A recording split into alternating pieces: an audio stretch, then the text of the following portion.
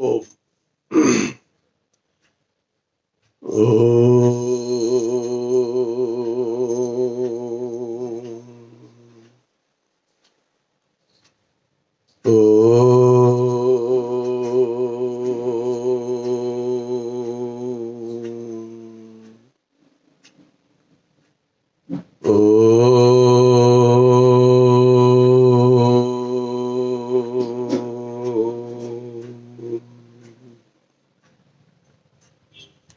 ओम। आज के डेली प्रवचन का हमारा विषय होगा कि जीवन में गुरु की क्या आवश्यकता है। यदि आपने अभी तक मेरे चैनल को सब्सक्राइब नहीं किया है तो आप सब्सक्राइब जरूर करें। स्पिरिचुअल वीडियो प्रत्येक दिन आपको प्राप्त हो रहा है। इससे आपका वैदिक ज्ञान बढ़ने की तरफ आपकी तत्परता हो जाती है। तो आज का जो विषय है उसके ऊपर हम थोड़ी आज चर्चा करते हैं और विषय है जीवन में गुरु की क्या आवश्यकता है। जब भी कोई व्यक्ति शिक्षित होना चाहता है, ज्ञानवान होना चाहता है, तो उसके पास में माध्यम है कि वह पुस्तकों के माध्यम से, ग्रंथों के माध्यम से स्वयं अध्ययन करके ज्ञानवान बने। यदि कोई भी व्यक्ति केवल पुस्तकों के माध्यम से ज्ञानवान बनने की तरफ प्रयत्नशील है तो उसको ज्ञान तो प्राप्त हो जाएगा, लेकिन उस ज्ञान के अंदर जो निहित एक बीज रूपी ज्ञान छुपा हुआ है उसको वो प्राप्त नहीं कर सकता है। यदि आप किसी भी विषय का स्वाध्याय करते हो और विषय के स्वाध्याय के ऊपर यदि आप गुरु से चर्चा करते हो और अपनी शंकाओं का समाधान करते हो, तब आपको वह अध्याय पूर्णतः स्मरण हो जाता है, याद हो जाता है और आपके ध्यान में भी आता है। इसलिए हमें गुरु की अपने जीवन के अंदर महती आवश्यकता है। लेकिन प्रश्न यहाँ पर ही समाप्त नहीं होता है। प्रश्न यह है कि किस प्रकार से गुरु को, कौन सा गुरु जो हमारा मार्गदर्शन कर सकता है। वेदादि शास्त्रों में कहा गया कि वह परमात्मा हमारा गुरु, आचार्य, राजा और न्यायाधीश है।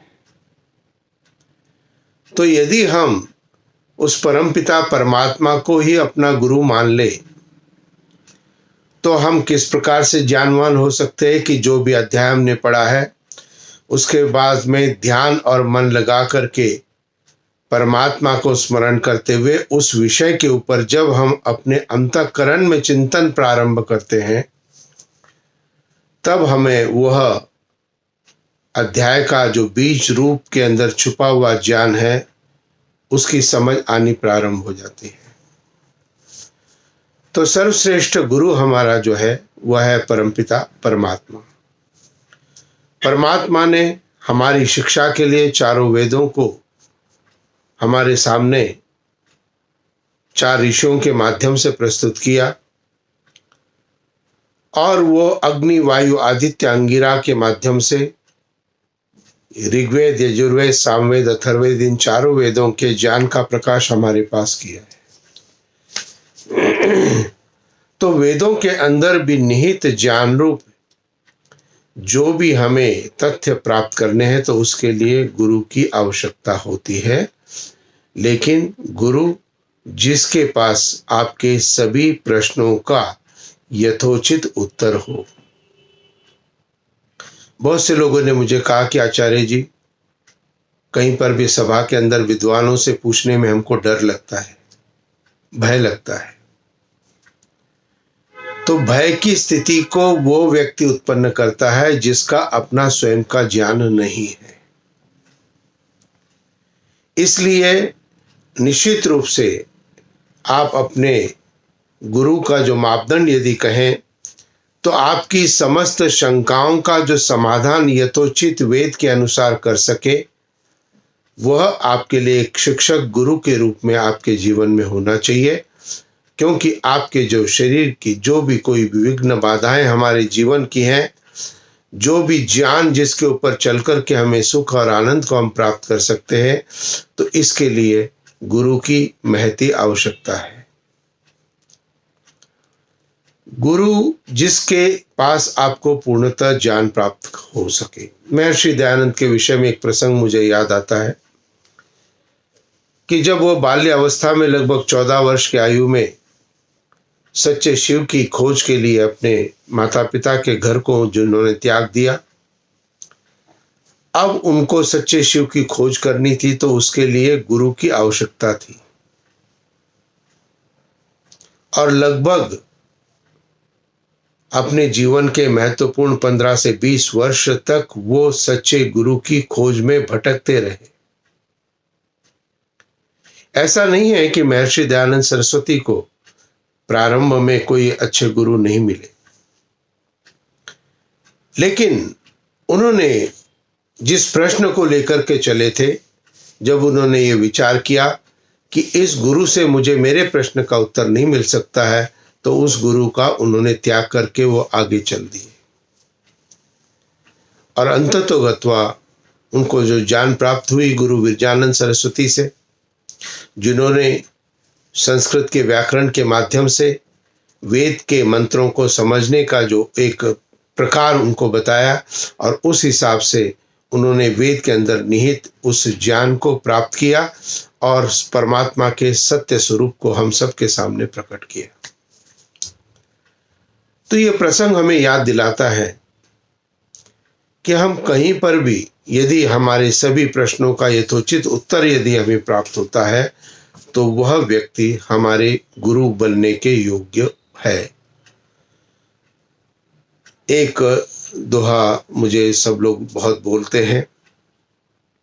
आचार्य जी कहा गया है गुरु के विषय में कि गुरु गोविंद दोऊ खड़े काके लागू पाए, बलिहारी गुरु आपने जिन गोविंद दियो बताए। तो गुरु गोविंद दो खड़े, कि गुरु और गोविंद यानी परमात्मा दोनों खड़े हैं। काके लागू पाए, मैं किसके पैरों को चरण स्पर्श करूं। अगला भाग है बलिहारी गुरु आपने, यानी कि हम गुरु को समर्पित प्रथम रूप से हो जाए, जिन गोविंद दियो बताए, जिसने परमात्मा का साक्षात्कार कराया। इस प्रसंग से कई लोग भ्रम में आते हैं कि परमात्मा से बड़े गुरु को स्थान दिया है। ऐसा नहीं है। यहां पर यदि हम इस दोहे को, इस वाक्य को समझेंगे, बलिहारी गुरु आपने जिन गोविंद दियो बताए, अर्थात जिन्होंने ईश्वर का साक्षात मेरे सामने कर दिया है, उस गुरु को मैं शत नमन करता हूं। तो परमात्मा का स्थान हमेशा ऊंचा है, लेकिन वही जो कि परमात्मा के सत्य स्वरूप को, सभी पदार्थों के सत्य स्वरूप को, सभी क्रिया विधियों को आपके जीवन में अपने ज्ञान के माध्यम से प्राप्त कराता है, वही आपका गुरु हो सकता है। अंधश्रद्धा, अंधभक्ति के अंदर यदि हम किसी गुरु के संपर्क में आ जाते हैं, तो हमें लगता है कि बस यही मेरे जीवन का उद्धार करने वाला है, और ऐसे अंधश्रद्धा के अंदर में हम उसका निश्चय नहीं कर पाते। आपको शायद याद नहीं है कि प्राचीन समय के अंदर में शिष्य जाकर के सच्चे गुरु की खोज में जाकर के और सच्चे गुरु की प्राप्ति के बाद उससे अध्ययन प्राप्त करते थे। शिष्य जाकर के गुरु की खोज करता था, आज गुरु अपने शिष्यों की खोज कर रहे हैं। तो ये थोड़ा सा अंतर हमें समझना है। और जिस प्रकार से प्राचीन हमारी वैदिक संस्कृति सभ्यता के अंदर जो व्यवस्था थी कि हम स्वतः अनुभव करें और उन्हीं व्यक्तियों को हम समर्पित हो जाए जो कि हमें ईश्वर के सच्चे ज्ञान को प्राप्त करा सके, हमारी समस्त शंकाओं का यथोचित समाधान कर सके। अब यहाँ पर गुरु को सम्मान देने की जहाँ चर्चा आती है, गुरु को मान देने की जाती है, तो माता, पिता और आचार्य, माता, पिता और आचार्य, इन तीनों का समन्वय आपको ज्ञान प्राप्त कराता है। तो आपका प्रथम गुरु जीवन में माता है, दूसरा गुरु आपके जीवन के अंदर पिता है, और तीसरा गुरु आपके जीवन के अंदर गुरु है या आचार्य है।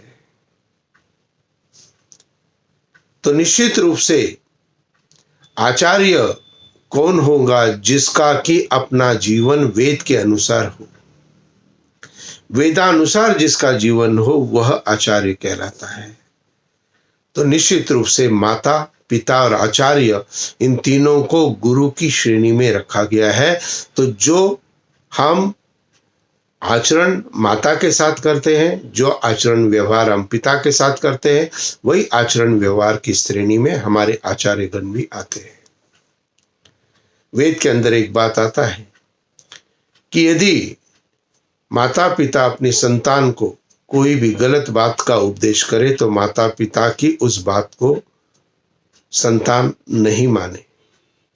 शब्द जो वाक्य वेद का अंदर आता है, माता पिता की उचित आज्ञाओं का पालन करे, उचित शब्द लगा दिया है। ठीक इसी प्रकार से गुरु के प्रति जहां हम अंधश्रद्धा भक्ति में आ जाते तो हम उचित शब्द को भूल जाते। हम अंधश्रद्धा के अंदर में उन व्यक्तियों के संपर्क में आते जो शायद हमसे कम ज्ञान रखते हैं।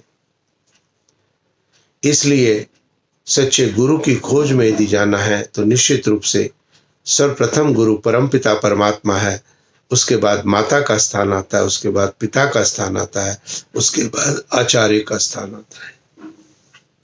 इन तीनों को एक श्रेणी में रखने का उद्देश्य वेद का केवल मात्र इतना है कि कोई भी माता अपने संतान का अहित नहीं चाहते हैं और कोई भी पिता अपने संतान का अहित नहीं चाहता है और कोई भी आचार्य भी अपने संतान का अहित नहीं चाहता है।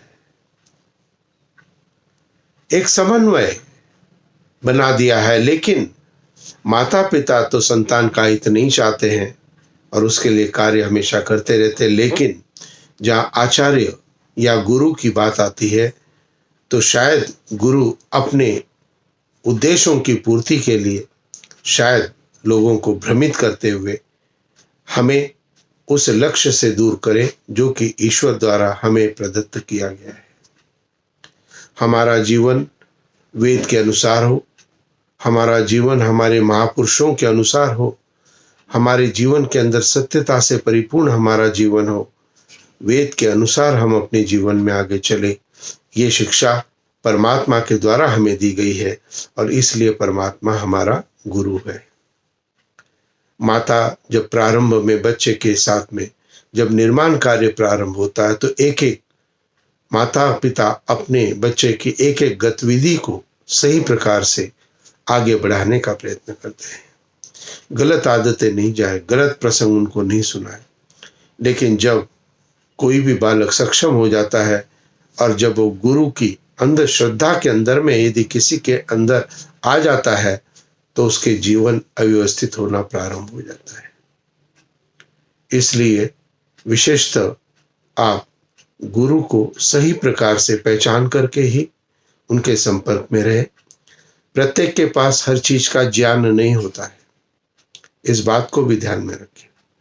तो जिस प्रकार से आपने विद्यालय के अंदर शिक्षा प्राप्त की और उस शिक्षा के अंदर आपने भिन्न भिन्न विषयों के लिए भिन्न भिन्न गुरुओं के संपर्क में आ पाए, इसी प्रकार से माता पिता आचार्य और परमात्मा हमारे भिन्न भिन्न गुरु हैं।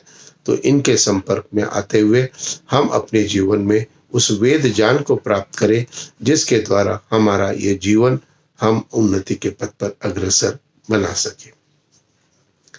आज से प्रयत्न करूंगा प्रत्येक दिन आपको एक मेरा वीडियो प्राप्त हो जो कि नया वीडियो हो। पुराने लगभग 180 वीडियो मेरे YouTube चैनल में है। आपसे आग्रह है, यदि आपने अभी तक मेरे चैनल को सब्सक्राइब नहीं किया है तो सब्सक्राइब अवश्य करें। परिवार के अंदर जितने भी आपके सदस्यगण हैं उन सब के मोबाइल में भी मेरे इस चैनल को सब्सक्राइब जरूर करें, जिससे जो उपदेश मैं आपको बता रहा हूँ वह उपदेश आपके बच्चे, आपके संतान, आपके बहू, आपके बेटों के पास भी पहुंच सके। और YouTube के अंदर ये व्यवस्था है कि आप कितनी भी देर तक उसको सुन सकते हो। सुनना चाहो तो सुन सकते हो, नहीं सुनना चाहो तो नहीं सुन सकते हो। लेकिन यदि आप चैनल को सब्सक्राइब करते हैं तो नए वीडियो का नोटिफिकेशन आपको YouTube के माध्यम से आता है। YouTube आपको बताता है कि आचार्य इंद्रदेव जी ने आज एक नया वीडियो आपको दिया है, और नए वीडियो को देखने की उत्सुकता सबको होती है। तो आग्रह करूंगा कि मेरे चैनल को आप सब्सक्राइब जरूर करें और अपने परिवार के सभी सदस्यों को भी सब्सक्राइब अवश्य करें। और यदि आपने सब्सक्राइब ऑलरेडी कर लिया है तो मैं आपका बहुत हृदय से आभार प्रकट करता हूं कि जो वेद ज्ञान के प्रचार प्रसार के लिए जो मैंने अपने इस चैनल के अंदर में जो वेद ज्ञान का प्रचार प्रसार किया है, इसमें वेद भी है, उपनिषद भी है, पतंजलि अष्टांग योग भी है, सत्यार प्रकाश के भी मेरे वीडियोस आपको उपलब्ध होंगे। तो भिन्न भिन्न प्रकार के पूरे वीडियो मेरे फ़ोन के मेरे अपने YouTube चैनल पे आपको प्राप्त हो जाएंगे। कहीं भी कोई शंका आती है आप कभी भी मुझसे संपर्क करें। इति ओम शांति शांति शांति। ओम